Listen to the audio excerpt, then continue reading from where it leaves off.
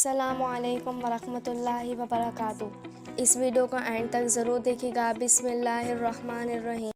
ہمارے پیارے نبی حضرت محمد صلی اللہ علیہ وآلہ وسلم مکہ مکرمہ میں پیدا ہوئے۔ ان کی پرورش قبیلے بنو سعد کے گاؤں میں ہوئی۔ یہ گاؤں طائف سے قریب ہے۔ 5 سال کی عمر میں آپ صلی اللہ علیہ وآلہ وسلم مکہ واپس آ گئے اور مکہ میں ہی بڑے ہوئے۔ 85 سال کی عمر میں آپ صلی اللہ علیہ وآلہ وسلم کی شادی ختیجہ نامی ایک خاتون سے ہوئی۔ آپ صلی اللہ علیہ وآلہ وسلم کا کاروبار کے سلسلے میں شام بھی گئے۔ مکہ شہر کے لوگ آپ صلی اللہ علیہ وآلہ وسلم کی بہت عزت کرتے تھے۔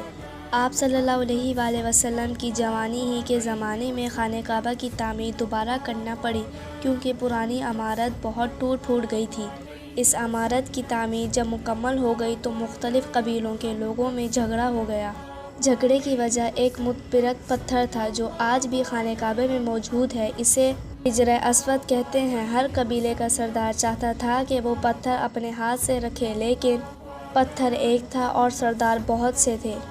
بالآخر ان میں سے ایک عقل مند آدمی نے کہا کہ کیوں نہ ہم ایسے کریں کہ کل جو آدمی مسجد الحرام میں سب سے پہلے داخل ہوگا وہی اس جھگڑے کا فیصلہ کرے گا۔ سب اس پر راضی ہو گئے۔ دوسرے دن سب سے پہلے مسجد الحرام میں ہمارے پیارے نبی حضرت محمد صلی اللہ علیہ وآلہ وسلم داخل ہوئے۔ لوگ انہیں دیکھ کر بہت خوش ہوئے، اس لیے کہ ہمارے پیارے نبی حضرت محمد صلی اللہ علیہ وآلہ وسلم ہمیشہ سچ بولتے تھے اور بہت ایماندار تھے۔ نبی صلی اللہ علیہ وآلہ وسلم نے تمام لوگوں سے کہا کہ ایک چادر لے آؤ۔ جب چادر آ گئی تو آپ صلی اللہ علیہ وآلہ وسلم نے اپنے مبارک ہاتھوں سے پتھر اٹھا کر چادر پر رکھ دیا۔ پھر سب سرداروں سے کہا کہ چادر کونوں اور کناروں سے اٹھا لیں۔ انہوں نے ایسا ہی کیا۔ سب لوگ پتھر لے کر خانہ کعبہ کے پاس آ گئے۔ پیارے نبی صلی اللہ علیہ وآلہ وسلم نے پتھر اٹھا کر اس کی جگہ پر رکھ دیا۔ اس طرح اللہ تعالیٰ نے پتھر اٹھانے کی سعادت بھی پیارے نبی صلی اللہ علیہ وسلم کو دی اور سرداروں کی لڑائی بھی ٹل گئی۔ مکہ کے لوگ ایک اللہ کو ماننے کے ساتھ بہت سی بتوں کو بھی پوجتے تھے۔ انہی سے دعا مانگتے، انہی کے سامنے جھکتے اور انہی کے لیے جانوروں کو قربان کرتے۔ مکہ کے لوگ بڑے ظالم تھے۔ غریبوں اور یتیموں سے بہت برا سلوک کرتے تھے۔ عورتوں کے ساتھ تو ان کا سلوک بہت ہی خراب تھا۔ لڑکیوں کو پیدا ہوتے ہی زندہ زمین میں دفن کر دیتے۔ اس کے علاوہ شراب پیتے، جوا کھیلتے اور ایک دوسرے سے بہت لڑتے تھے۔ ہمارے پیارے نبی صلی اللہ علیہ وآلہ وسلم اس صورتحال سے بہت پریشان رہتے تھے۔ جب آپ صلی اللہ علیہ وآلہ وسلم 40 سال کے قریب ہوئے تو آپ صلی اللہ علیہ وآلہ وسلم اپنا زیادہ وقت غار حرا میں گزارنے لگے۔ غار حرا مکہ کے قریب ایک پہاڑی میں ہے۔ اس پہاڑی کا نام جبل النور ہے۔ آپ صلی اللہ علیہ وآلہ وسلم اپنے ساتھ کافی دن کا کھانا اور پانی لے جاتے اور غار حرا میں اللہ کی عبادت کرتے۔ جب کھانا ختم ہو جاتا تو چند دنوں کے لیے گھر آ جاتے۔ ایک دن آپ صلی اللہ علیہ وآلہ وسلم اسی طرح غار حرا میں اللہ تعالیٰ کی عبادت میں مشغول تھے کہ حضرت جبرائیل علیہ السلام آپ صلی اللہ علیہ وآلہ وسلم کے پاس آئے۔ انہوں نے آپ صلی اللہ علیہ وآلہ وسلم سے کہا، اقرأ یعنی پڑھ۔ آپ صلی اللہ علیہ وآلہ وسلم نے کبھی پڑھنا لکھنا نہ سیکھا تھا، اس لیے انہوں نے حضرت جبرائیل علیہ السلام سے فرمایا، پڑھ نہیں سکتا۔ جب جبرائیل علیہ السلام نے آپ صلی اللہ علیہ وآلہ وسلم کو اپنی طرف کھینچ کر بہت زور سے چھوڑنے کے بعد پھر کہا کہ پڑھ، انہوں نے دوبارہ یہ فرمایا کہ میں پڑھ نہیں سکتا۔ حضرت جبرائیل علیہ السلام نے دوبارہ آپ صلی اللہ علیہ وآلہ وسلم کو کھینچا اور پھر چھوڑ دیا۔ سورۃ العلق کی 5 آیتیں آپ صلی اللہ علیہ وآلہ وسلم پر نازل ہوئیں۔ یہ پہلی وحی تھی جو اللہ تعالیٰ کی طرف سے حضرت محمد صلی اللہ علیہ وآلہ وسلم پر نازل ہوئی، اور یہی علامت تھی کہ اللہ نے آپ صلی اللہ علیہ وآلہ وسلم کو نبی بنایا تھا۔ حضرت محمد صلی اللہ علیہ وآلہ وسلم پر اس واقعے سے خوف کی کیفیت طاری ہو گئی اور تیز تیز چلتے ہوئے گھر واپس آ گئے۔ واپس آنے تک بھی آپ صلی اللہ علیہ وآلہ وسلم کا دل زور زور سے دھڑک رہا تھا۔ حضرت ختیجہ ان کی یہ حالت دیکھ کر گھبرا گئی۔ آپ صلی اللہ علیہ وآلہ وسلم نے انہیں کہا کہ مجھے کچھ اوڑھنے کے لیے دے دو۔ حضرت ختیجہ نے آپ صلی اللہ علیہ وآلہ وسلم کو کمبل اوڑھنے کے لیے دے دیا۔ آپ صلی اللہ علیہ وآلہ وسلم نے سارا واقعہ حضرت ختیجہ رضی اللہ عنہا کو سنایا۔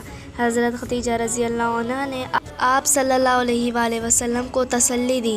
اور اسی وقت ایمان لے آئیں۔ وہ خواتین میں سب سے پہلے مسلمان ہوئیں۔ اس کے بعد آپ صلی اللہ علیہ وآلہ وسلم قریبی دوست حضرت ابوبکر رضی اللہ عنہ، چچا زاد بھائی حضرت علی رضی اللہ عنہ بھی مسلمان ہو گئے۔ اس کے علاوہ آپ صلی اللہ علیہ وآلہ وسلم کے غلام زید بن حارث رضی اللہ عنہ بھی ایمان لے آئے۔ مکہ کے لوگوں کو جب حضرت محمد صلی اللہ علیہ وآلہ وسلم نے اللہ تعالیٰ کے بارے میں، اپنے نبی بننے کے بارے میں اور اللہ کا کلام اترنے کے بارے میں بتایا تو بہت کم لوگوں نے یقین کیا۔ زیادہ تر لوگوں نے آپ صلی اللہ علیہ وآلہ وسلم کا مذاق اڑایا اور مخالفت کی۔ بعد میں مسلمانوں کی تعداد جب تھوڑی زیادہ ہو گئی تو کافروں نے ان کو تنگ کرنا شروع کر دیا۔ وہ مسلمان غلاموں کو مارتے اور تکلیف پہنچاتے۔ کئی نے بیٹوں کو گھروں سے نکال دیا اور کچھ صحابہ رضی اللہ عنہ کو مکے والوں نے شہید بھی کر دیا۔ انتہا تو یہ ہے کہ آپ صلی اللہ علیہ وآلہ وسلم کو پورے خاندان سمیت شعبہ ابی طالب میں قید کر دیا۔ مکہ والوں نے تمام لوگوں پر پابندی لگا دی کہ آپ صلی اللہ علیہ وآلہ وسلم کے خاندان کو کھانے پینے کا کوئی سامان نہ دیا جائے۔ بچے بھوک سے روتے رہتے اور ان کے بلکنے کی آوازیں سن کر کچھ لوگ کھانے پینے کا سامان چھپ چھپ کر دے جاتے۔ ان سخت حالات کی وجہ سے اللہ تعالیٰ نے آپ صلی اللہ علیہ وآلہ وسلم کو مدینہ ہجرت سے پہلے اللہ تعالیٰ نے آپ صلی اللہ علیہ وآلہ وسلم کو یہ دعا سکھائی: ربی ادخلنی مدخل صدق واخرجنی مخرج صدق واجعل لی من لدنک سلطانا نصیرا۔ اس کا ترجمہ یہ ہے: اے میرے رب، مجھے جہاں داخل فرما سچائی کے ساتھ داخل فرما، اور جہاں سے نکالا سچائی کے ساتھ نکالا۔ مدینہ ہجرت کے بعد پیارے نبی صلی اللہ علیہ وآلہ وسلم نے 10 سال مدینہ میں گزارنے اور دین پھیلانے کا کام کرتے رہے۔ اس دوران ان میں کافر سے مسلمانوں کی 3 بڑی جنگیں ہوئیں، جن میں آپ صلی اللہ علیہ وآلہ وسلم بھی شامل تھے۔ ایسی جنگوں کو غزوات کہتے ہیں۔ بالآخر جب کافر کا زور ٹوٹ گیا تو پیارے نبی صلی اللہ علیہ وآلہ وسلم نے مکہ کو فتح کر لیا۔ خانہ کعبہ جس میں 360 بت رکھے تھے، اسے بتوں سے بھی پاک کر دیا۔ فتح مکہ کے بعد ارد گرد کے بہت سے قبیلوں کے افراد اسلام لے آئے۔ پیارے نبی صلی اللہ علیہ وآلہ وسلم جب 63 سال کے ہوئے تو وہ چند روز بخار میں مبتلا رہے، پھر ان کا انتقال ہو گیا۔ وفات کے بعد آپ صلی اللہ علیہ وآلہ وسلم تدفین مسجد نبوی کے برابر حضرت عائشہ رضی اللہ عنہا کے حجرے میں ہوئی۔